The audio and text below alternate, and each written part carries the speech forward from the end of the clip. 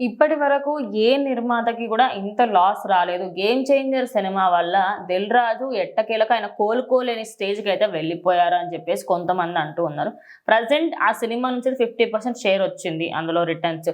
But అయినా ఇంకా ఎందుకు అట్లా అప్పుల పాలైపోయారని అంటున్నారు అనేది క్లారిటీ ఇవ్వగలుగుతారా? సో ఖచ్చితంగా లాస్ అయ్యారు అనే మాట బయటకు వస్తుంది కదా, అది ఖచ్చితంగా కరెక్ట్ కాదు. ఎందుకు అంటే దిల్ రాజు గారికి కొన్ని క్యాలిక్యులేషన్స్ ఉంటాయి. ఆయన ఇంత పెట్టి బడ్జెట్ సినిమా తీస్తున్నప్పుడు ఆయన ఒక 10 రూపాయలు పెట్టి సినిమా తీస్తే దాన్ని ఖచ్చితంగా 15 రూపాయలకి 20 రూపాయలకి అమ్ముతారు ఆయన. సో ఆ లెక్కన ఆయన 400 కోట్లు ఇన్వెస్ట్ చేసినా కూడా ఆ 400 కోట్లని తిరిగి తెచ్చుకోవడం ఆయనకు తెలుసు. ఎందుకంటే ఆయన దగ్గర ఉన్న డిస్ట్రిబ్యూటర్స్ అంతా ఎలాంటి వారంటే, ఇప్పుడు అవతల వాళ్ళకి లాస్ వచ్చింది అనుకోండి, దిల్ రాజు గారు వాళ్ళకి నెక్స్ట్ ఇంకో ప్రాజెక్టు ఖచ్చితంగా ఇచ్చో లేదంటే ఆ టైంలోనే వెంటనే రిటర్న్స్ ఇచ్చి చేస్తారనమాట లాస్ వస్తే. లేదు ప్రాఫిట్ వచ్చింది అనుకోండి, వాళ్ళు తెచ్చి ఇంత పర్సంటేజ్ అని ఇస్తారు. అది ముందు ఆయన ఆ డీల్ అంతా పెట్టుకున్నాకే. అండ్ పర్మనెంట్ డిస్ట్రిబ్యూటర్స్ ఉన్నారు దిల్ రాజు గారికి. ఏదో ఈ రోజు ఒకళ్ళు రేపు ఒకళ్ళు కాకుండా, ఇప్పుడు ఒక కృష్ణా జిల్లా అంటే ఒకళ్ళు, గుంటూరు జిల్లా అంటే ఒకళ్ళు, నెల్లూరు అంటే ఒకళ్ళు, ఇట్లా పర్మనెంట్ డిస్ట్రిబ్యూటర్స్ ఉన్నారనమాట. సో వాళ్ళ దగ్గర నుంచి సినిమా ఎవరన్నా థర్డ్ పార్టీస్ కొనుక్కుంటారు ఖచ్చితంగా. సో దిల్ రాజు గారికి ఏంటంటే లాస్ అనే టెన్షన్ లేదు.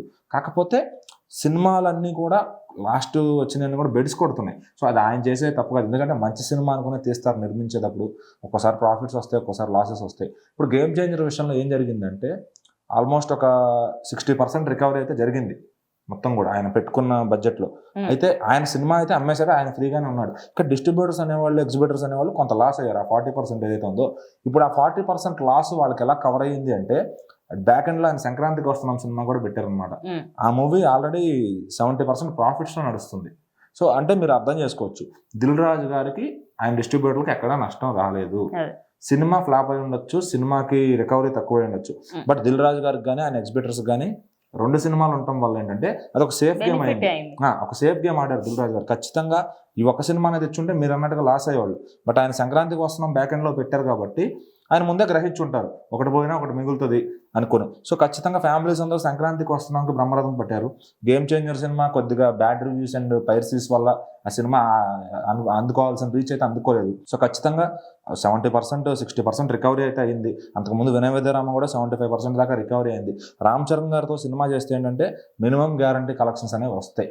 సో సినిమా ఫ్లాప్ అయితే దానికి ఎవరేం చేయలేరు. ఎందుకంటే ఇప్పుడు RRR హిట్ అయింది, దానికి వచ్చిన కలెక్షన్ గురించి మరి ఎవరన్నా మాట్లాడతారో? మాట్లాడరు. ఎక్కువ వచ్చినప్పుడు మాట్లాడరు కానీ తక్కువ వచ్చినప్పుడు ఖచ్చితంగా మాట్లాడతారు.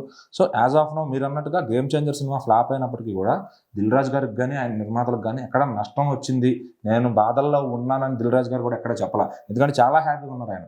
ఎందుకంటే సంక్రాంతికి వస్తున్నాం, ఇది ఫెయిల్యూర్ అయినా కానీ డబల్ సక్సెస్ అయింది. సో 70% ప్రాఫిట్స్ కూడా వస్తున్నాయి డిస్ట్రిబ్యూటర్ వాళ్ళకి. సో ఇక్కడ లాస్ అనే 40% ఉందో ఆ 70లో కవర్ అయిపోతుంది కదా వాళ్ళకి. సో పర్మనెంట్ డిస్ట్రిబ్యూటర్స్ పెట్టుకుంటే అదే బెనిఫిట్. సో ఈ రోజు ఎవరైనా దిల్ రాజు గారు లాస్ అయ్యారు అంటే కనుక చాలా రాంగ్ స్టేట్మెంట్ అవుతుంది అది. ఆయన ఏ రోజన్నా బయటకు వచ్చి చెప్తే అప్పుడు యాక్సెప్ట్ చేయొచ్చు, 'గేమ్ చేంజర్'లో లాస్ అయ్యారు అని చెప్పి. సో ఖచ్చితంగా దిల్ రాజు గారు అయితే 2025 సంక్రాంతిలో లాస్ అయితే అవ్వలేదు. ఖచ్చితంగా ఆయన బెనిఫిటే పొందారు. అండ్ ఆయనకి 'గేమ్ చేంజర్' కూడా శాటిలైట్ రైట్స్ కానీ, ఓటీటీ రైట్స్ కానీ, థియేట్రికల్ రైట్స్ కానీ అన్నీ కలుపుకొని ఆయన పెట్టిన దానికన్నా చాలా ఎక్కువే వచ్చినాయి. సో ఆయన కానీ, ఆయన డిస్ట్రిబ్యూటర్లు కానీ, కొనుక్కున్న ఎగ్జిబిటర్స్ కానీ, థర్డ్ పార్టీస్ కానీ ఎవ్వరూ కూడా నష్టపోయారు అని బయటకైతే చెప్పుకునే పరిస్థితి లేదు. ఖచ్చితంగా all are happy with the Sankranti results.